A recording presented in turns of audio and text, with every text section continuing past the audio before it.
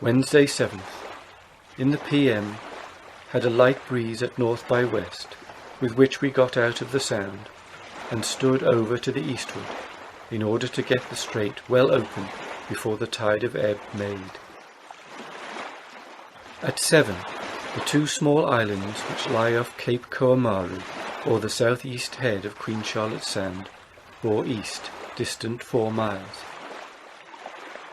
At this time we had it nearly calm, and the tide of ebb making out, we were carried by the rapidity of the stream in a very short time close upon one of the islands, where we narrowly escaped being dashed against the rocks by bringing the ship to an anchor in 75 fathoms water with 150 fathoms of cable out.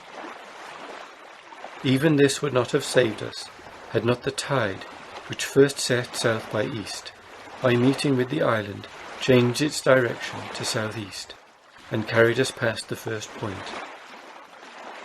When the ship was brought up, she was about 2 cables' lengths of the rocks, and in the strength of the stream, which set southeast at least 4 or 5 knots. A little before 12 o'clock, the tide abated, and we began to heave. By 3, the anchor was at the bows, and having a light breeze at northwest, we made sail over for the eastern shore, but having the tide against us, we made but little way.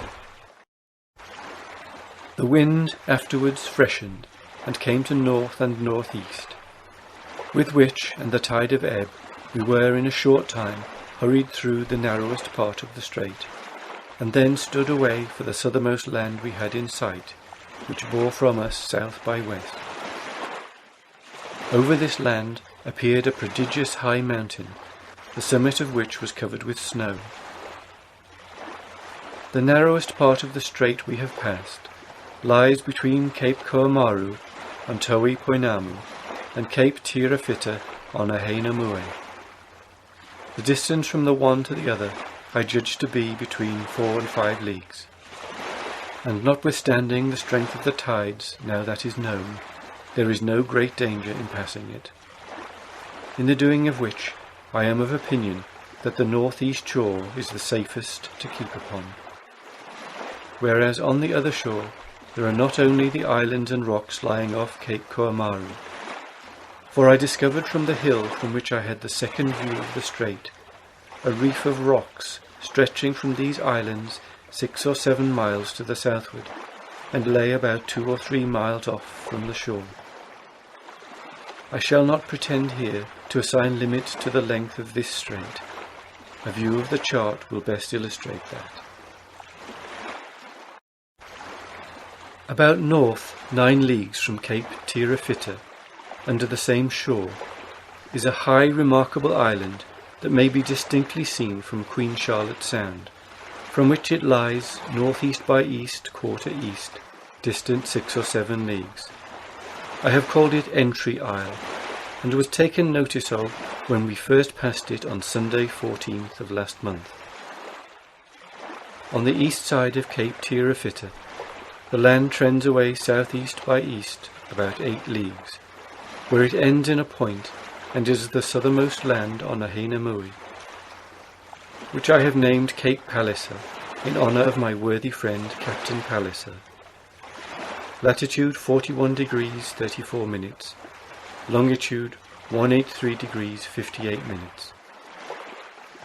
It bore from us this day at noon, south 79 degrees east, distant 12 or 13 leagues, being then in the latitude of 41 degrees 27 minutes south. At the same time, Cape Koamaru bore north half east, distant 7 or 8 leagues. The southernmost point of land in sight bore south 16 degrees west, and the snowy mountain southwest being about 3 leagues from the shore, and abreast of a deep bay or inlet called Cloudy Bay, in the bottom of which appeared low land covered with tall trees. Thursday 8th. In the PM had a fresh breeze at north-northeast and cloudy weather. At 3 o'clock was abreast of the southernmost point of land set at noon, which I named Cape Campbell, latitude 41 degrees 42 minutes south, longitude 184 degrees 47 minutes west. It lies south by west, distant 12 or 13 leagues from Cape Koamaru, and together with Cape Palliser forms the southern entrance of the straits. The distance of the one to the other is 13 or 14 leagues, west by south and east by north. From this cape we steered along shore, southwest by south, until 8 o'clock, when the wind died away. But an hour after, a fresh breeze sprung up at southwest, and we put the ship right before it. The reason of my doing this was owing to a notion which some of the officers had just started, that Haina Mui was not an island, founding their opinion on a supposition that the land might extend away to the southeast, from between Cape Turnagain and Cape Palliser, there being a space of about 12 or 13 leagues which we had not seen.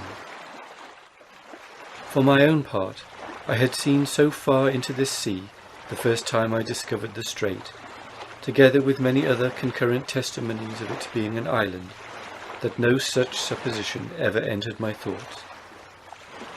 But being resolved to clear up every doubt that might arise on so important an object, I took the opportunity of the shifting of the wind to stand to the eastward, and accordingly steered northeast by east all night.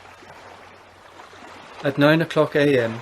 we were abreast of Cape Palliser, where we found the land trend away northeast towards Cape Turnagain, which I reckon to be distant from us about 26 leagues. But as the weather was hazy, so that we could not see above 4 or 5 leagues ahead, we still kept standing on to the northeast, with a light breeze at south. At noon, Cape Palliser bore north 72 degrees west, distant 3 leagues. Our latitude by account is 41 degrees 30 minutes south.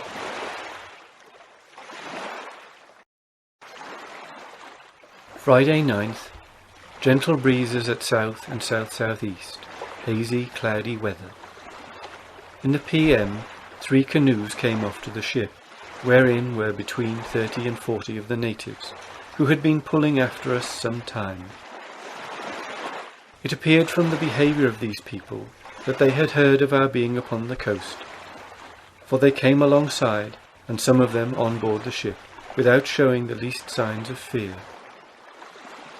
They were no sooner on board than they asked for nails, but when nails were given them, they asked Tupia what they were, which was plain that they had never seen any before. Yet they not only knowed how to ask for them, but knowed what use to make of them, and therefore must have heard of nails, which they called fowl, the name of a tool among them made generally of bone, which they use as a chisel in making holes, etc. These people asking so readily for nails proves that their connections must extend as far north as Cape Kidnapper, which is 45 leagues, for that was the southernmost place on this side of the coast we had any traffic with the natives.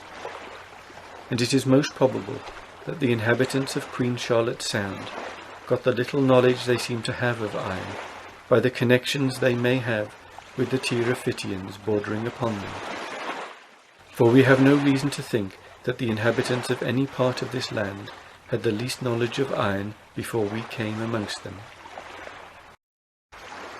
After a short stay, these people were dismissed with proper presents, and we continued our course along shore to the northeast until 11 o'clock a.m., when the weather cleared up, and we saw Cape Turnagain bearing north by east quarter east, distant 7 leagues. I then called the officers upon deck, and asked them if they were now satisfied that this land was an island, to which they answered in the affirmative, and we hauled our wind to the eastward. At noon our latitude by observation was 40 degrees 55 minutes south, which is 21 miles to the southward of Cape Turnagain, it bearing north by east, and Cape Palliser by this day's run bears south 43 degrees west, 19 or 20 leagues.